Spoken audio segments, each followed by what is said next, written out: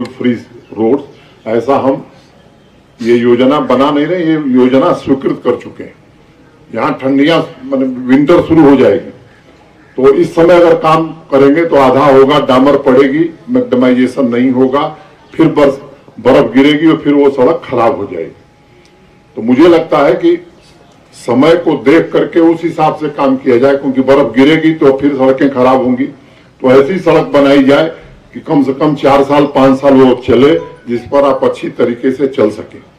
एक central road fund की बात आई है, 200 करोड़ रुपए भारत सरकार यहां देती है हर साल सेंट्रल रोड फंड में, और सड़कों की स्वीकृति सेंट्रल रोड फंड में इतनी की गई है कि अगर 200 करोड़ हर साल मिले तो 20 साल लगेगा सेंट्रल रोड फंड की सड़कों को बनाने में।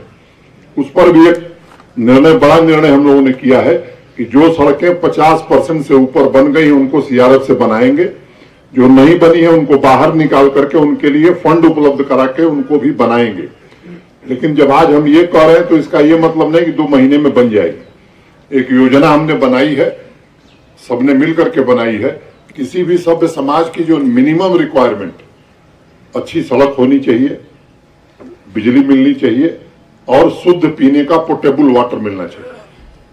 ये मोटे तौर पर हम सब कोशिश कर रहे हैं कि आने वाले 2 वर्ष में हम ये बात कह सकें कि यूटी के हर गांव तक सड़क हमने पहुंचाई है, हर घर को बिजली मिल रही है और हर घर को स्वच्छ पोर्टेबल वाटर पीने का मिल रहा है। ये इंतजाम हम लोग 2 साल में करेंगे। अगर हम कह दें कि तुरंत हो जाएगा, मैं समझता हूं कोई नहीं कर सकता, इसलिए झूठ बोलने की कोई बात मैं कहना नहीं चाहता हूं। यहाँ ब्लैक टॉप इस महीने में 23 किलोमीटर सड़कों का ऐसा मुझे बताया गया, तो ये लक्ष्य पूरा कर लिया जाएगा। कुछ और भी बातें कहेंगे, सब पर मैं विचार मैंने मोटे तौर पर बात कहूं ये उचित नहीं है, लेकिन जो बातें आपने ध्यान में लाई हैं, डीसी को हमने कहा है कि लिख लें, उस पर क्या कार्रवाई की जा सकती है हम जरूर प्रयास करेंगे। लेकिन मैं कह दूं और नहीं होगा तो मुझे लगता है ये उचित नहीं है। प्रशासनिक व्यवस्था को उसी ढंग से चलने देने में मुझे लगता है कि अच्छे परिणाम हम ला सकते हैं। इस तरह की जो आदत यहाँ पड़ी हुई है कि जहां कार्यक्रम है वहीं डिमांड, मुझे लगता है इससे ये अलग कार्यक्रम है, ये आपके एम्पावरमेंट का कार्यक्रम है कि जो सुविधाएं हैं, जो डिलीवरीज हैं गवर्नमेंट की, वो आपके दरवाजे पहुंचा दी जाए, ये प्रयास हुआ है। उसके कार्यक्रम भी हम आगे करने वाले हैं, जिसमें आप back to village 1, back to village 2, ये 2 प्रोग्राम हुए। बहुत सारी पंचायतों में काम हुए हैं, कुछ ऐसी पंचायतें हैं जहां नहीं हो पाए। इस बार बैक टू विलेज 3 हम शुरू करेंगे 2 अक्टूबर से, बापू के जन्मदिन से। और पहले ही हमने इंतजाम किया कि हर पंचायत को 10 लाख रुपए हम एडवांस में दे रहे हैं, और एक बात तय कर रहे हैं कि ये काम कौन सा होगा उस पंचायत में, पंचायत के लोग तय करेंगे। हमारे अधिकारी आएंगे आपको फैसिलिटेट करने के लिए, हमारे बीडीओ साहब आएंगे, लेकिन वो नहीं बताएंगे कि ये काम होगा। आप तय करिए कि आपकी पंचायत में सबसे महत्वपूर्ण काम कौन है। ये 10 लाख अलग से हम दे रहे हैं। 14th फाइनेंस कमीशन का पैसा और मनरेगा का पैसा आपके पास है। मैं 2-3 सुझाव देना चाहता हूं। मुझे बताया गया है कि ये पूरी यूटी ओपन डेफिकेशन फ्री हो गई। सामान्य रूप से मैं भी गांव का रहने वाला, तो हमारे यहाँ भी टॉयलेट बन गए, लेकिन कूड़ा हर घर के बाहर पड़ा हुआ है, हटाने वाला कोई नहीं।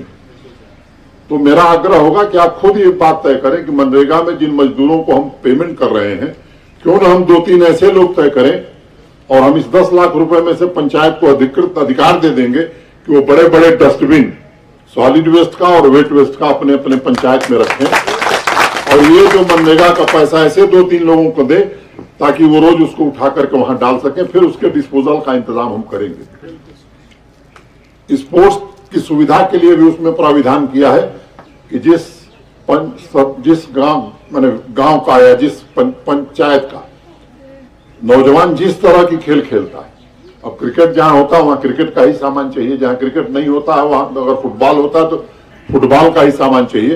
तो ये चीजें भी उसमें से उपलब्ध कराई जाएंगी ताकि बच्चे 4 बजे जब खाली हो तो उनके खेलने का अच्छा इंतजाम हो सके। तीसरी बात हमने कही है, हमारे इलेक्ट्रिसिटी डिपार्टमेंट के सेक्रेटरी यहीं बैठे हुए हैं, ये कोशिश कर रहे हैं कि अगर कहीं पंचायत को दिक्कत है ट्रांसफार्मर की, तो अभी हम रास्ते में इनसे बात कर रहे थे, ये काम है बिजली विभाग का, इलेक्ट्रिसिटी डिपार्टमेंट का, कि वो ट्रांसफार्मर बदले।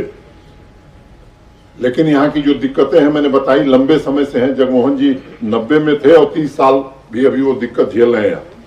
तो व्यवस्था दुरुस्त करने के लिए ये भी अधिकार दिया है कि अगर आप ट्रांसफार्मर भी उसमें से लेना चाहते हैं तो आप इनको इंटेंट देंगे बिजली विभाग को, उसमें हम प्राथमिकता देंगे। सामान्य रूप से अगर कई दिन लगता है ट्रांसफार्मर बदलने में, तो ये प्रक्रिया हम पहले से ट्रांसफार्मर प्रोक्योर करा रहे हैं कि अगर पंचायत इंटेंट देती है, इंडेंट बनाती है, तो 24 घंटे में पंचायत में ट्रांसफार्मर लग जाए ताकि पूरे विंटर्स में बिजली की कोई दिक्कत न हो। ये मोटे तौर पर फैसले किए गए। आपने जो बातें कही वो डीसी श्रीनगर ने नोट किया है। मैं उसमें क्या किया जा सकता है ये जल्दी निर्णय करके वो आपको डीसी बताएंगे, या आप कभी मिलेंगे तो मैं बताऊंगा। लेकिन मेरा आपसे आग्रह यह है कि विकास को गति दी जाए और बच्चों को अवसर मिले। जैसे किसी सरपंच साहब ने कहा कि बच्चियों को, महिलाओं को, तो निश्चित रूप से इसके बड़े कार्यक्रम यूथ एंगेजमेंट का आने वाले दिनों में हम शुरू करेंगे। कल एक कार्यक्रम हमने शुरू किया है, गांधरबल और उधमपुर, ये 2 जिलों के जो 9th, 10th, 11th, 12th के बच्चे और बच्चियां हैं। सामान्य रूप से पढ़े लिखे लोग भी समझते हैं कि बच्चे के पास 10-12, किसी को इंजीनियर बनना है, किसी को डॉक्टर बनना है, कोई MBA करेगा, कोई कंपनी सेक्रेटरीशिप करेगा, कोई 12-14 से कोई फैशन डिजाइनर बनेगा। 12-14 से ज्यादा ऑप्शन हमको भी नहीं पता है, लेकिन आज इस बदलती हुई दुनिया में 1000 से ज्यादा ऑप्शंस बच्चों के पास मौजूद है। एक बच्चे का इवेल्युएशन, वो किस दिशा में जा सकता है, उसके पेरेंट्स की स्थिति। मान लीजिए बच्चा बहुत इंटेलिजेंट है, MIT में जा सकता है वो, लेकिन उसके पेरेंट्स की स्थिति नहीं है MIT भेजने की, तो वैकल्पिक व्यवस्था, अल्टरनेट अरेंजमेंट कहाँ हो सकता है उसके पढ़ने का। ये 2 जिलों में हमने पायलट बेसिस पर यह काम शुरू किया है और आने वाले दिनों में पूरे यूटी में इस कार्यक्रम को चलाएंगे ताकि यहाँ के बच्चों का भविष्य उज्जवल हो सके। टाटा के साथ के सहयोग से 2 स्किल डेवलपमेंट के बड़े सेंटर, एक यहाँ और एक जम्मू में, अक्टूबर में यहाँ का सेंटर चालू हो जाएगा। 200 बच्चे से वो शुरू कर रहे हैं, 200 स्टूडेंट से, और 2 साल में प्रति वर्ष पर एनम 2000 बच्चों की स्किल डेवलपमेंट की ट्रेनिंग टाटा यहाँ करेगी। इस तरह के और भी सेंटर कम से कम हर जिले में एक सेंटर ऐसा बने, ये आने वाले 1 साल में इस यूटी में करके हम देना चाहते हैं ताकि नौजवान को अवसर हो काम करने का, वो समझ सके कि हम करना क्या चाहते हैं, उसकी प्रतिभा का निखार किया जा सके। मोटे तौर पर हमने कुछ बातें आपसे कही है। मैं आप सबके प्रति आभार व्यक्त करता हूं और आपसे आग्रह करता हूं कि ये कार्यक्रम हम लगातार चलाएंगे, आपके सहयोग से ही चलेगा। और मुझे लगता है कि ये सरकार आपके दरवाजे पर आ जाकर के खड़ी है और हम आगे और भी ये कोशिश करेंगे कि सरकार जो है वो पब्लिक के लिए है, पीपुल के लिए। तो पीपुल सेंट्रिक गवर्नमेंट ये दिखनी चाहिए, प्रशासन दिखना चाहिए। और इस काम में जो भी आपका सुझाव होगा, हम आपको सहर्ष कहना चाहते हैं कि हमारे दरवाजे खुले हैं। आप हमें जो सजेशन देंगे हम उस दिशा में काम करने की कोशिश करेंगे। सबको मैं फिर से एक बार बहुत धन्यवाद देता हूं। Thank you so very much.